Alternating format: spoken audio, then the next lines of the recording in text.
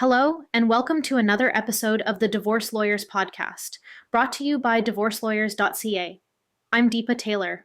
Today, we're diving into a topic that often causes confusion and stress for many people: spousal support. Whether you're in the middle of a separation or just trying to understand your rights and obligations, today's episode will provide you with the essential information you need to know about spousal support in Ontario. Before we dive in, I want to remind everyone that the content of this podcast is intended for general information purposes only and doesn't constitute legal advice. If you're looking for personalized guidance, feel free to consult one of our lawyers by visiting DivorceLawyers.ca. Let's get started. Spousal support, also referred to as alimony, is one of the most critical and often misunderstood areas of family law. It can be a financial lifeline for some, while for others, it becomes a significant obligation. Today, we'll break down the key concepts you need to understand, starting with the different types of spousal support, how the courts determine if someone is entitled to it, the role of the spousal support advisory guidelines, and what factors come into play when deciding on the amount and duration of support. Let's begin by addressing the basics. What exactly is spousal support, and why does it exist? Spousal support is designed to address the financial imbalances that can arise when a marriage or common law relationship comes to an end.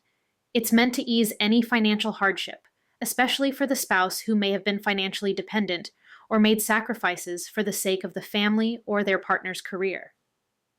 The Divorce Act and Family Law Act in Ontario lay out the factors that courts consider when deciding whether spousal support should be awarded. These include the financial situation of each spouse, how long they were married or lived together, the roles they played during the relationship, and any agreements made between them. It's important to remember that spousal support isn't guaranteed. Just because one spouse earns significantly more than the other doesn't automatically mean that support will be awarded. The courts must first establish whether the spouse seeking support is entitled to it. Now let's talk about entitlement. This is the first and probably the most crucial step in the spousal support process.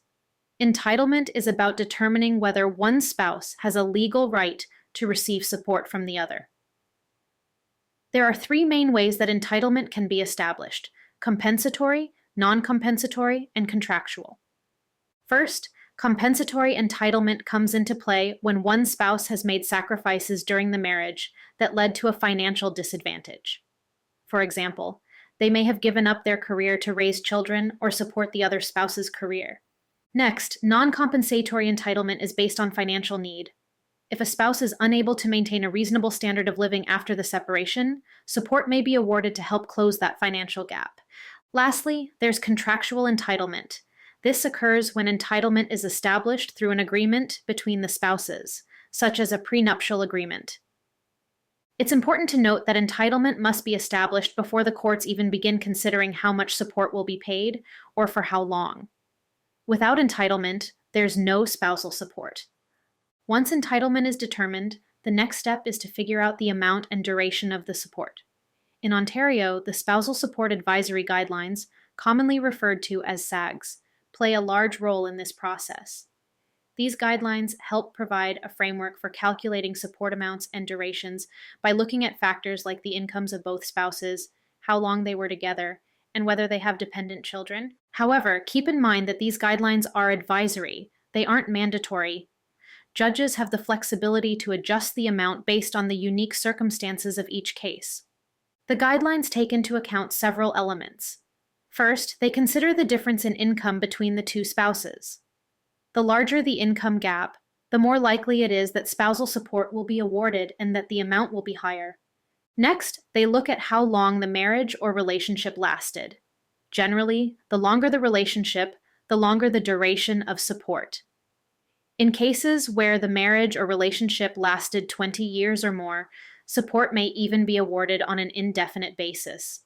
If there are dependent children involved, the guidelines prioritize child support first, and spousal support is calculated based on what income remains after that. There's also something called the Rule of 65. This rule applies when the length of the relationship added to the age of the recipient spouse at the time of separation equals or exceeds 65. In those cases, support may be awarded indefinitely. But remember, indefinite doesn't always mean forever. It just means there's no set end date at the time the order is made. Now that we've gone over the basics of the SAGs, let's look at the factors that can influence how much spousal support is awarded and how long it will last, outside of the guidelines. The courts will take several things into account. The age of the spouses, for example, is a big factor. Younger spouses are usually expected to become self-sufficient over time, which could result in a shorter period of support. On the other hand, older spouses might receive support for a longer time, especially if it's difficult for them to retrain or return to the workforce. Health is another important consideration. If one spouse has health issues or a disability that prevents them from working, this could result in higher support or a longer duration. The courts also look at the standard of living that both spouses enjoyed during the marriage. The goal is to ensure that both can maintain a similar lifestyle after separation, although that's not always possible, particularly when financial resources are limited. In rare cases, the behavior of the spouses during the marriage may also be taken into account. While this is not usually a factor, particularly egregious conduct might influence the amount of support in some exceptional cases. Finally, if the spouse receiving support enters into a new relationship and their new partner contributes significantly to their financial well-being, this could also affect the support amount. As we come to the end of this episode, I want to leave you with a few practical tips for dealing with spousal support, whether you're paying or receiving it. First, it's crucial to be honest when filling out your financial statements. The courts will carefully review these, and any inconsistencies could lead to negative consequences. Next, make sure to seek legal advice early in the process. Spousal support can be complicated, and a lawyer can help you understand your rights and obligations, which can lead to a fair resolution. For personalized guidance, please consult one of our family lawyers by visiting DivorceLawyers.ca. Also, if you can, consider mediation rather than litigation. Mediation can save both time and money, and it's usually less emotionally taxing. Lastly, be prepared for changes. Circumstances can evolve, such as job loss or retirement, and support orders can be modified to reflect those changes. And with that, we've reached the end of today's episode on the basics of spousal support.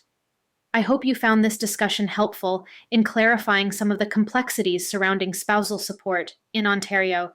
If you have any questions or need more advice, don't hesitate to reach out to a qualified family lawyer. For personalized guidance, please consult one of our family lawyers by visiting DivorceLawyers.ca. If you enjoyed this episode or found it helpful, please consider subscribing to the Divorce Lawyers podcast and leaving a review. Your feedback helps us continue to create valuable content. Thank you for tuning in, and remember, knowledge is power when it comes to navigating the challenges of family law. Until next time, take care and stay informed.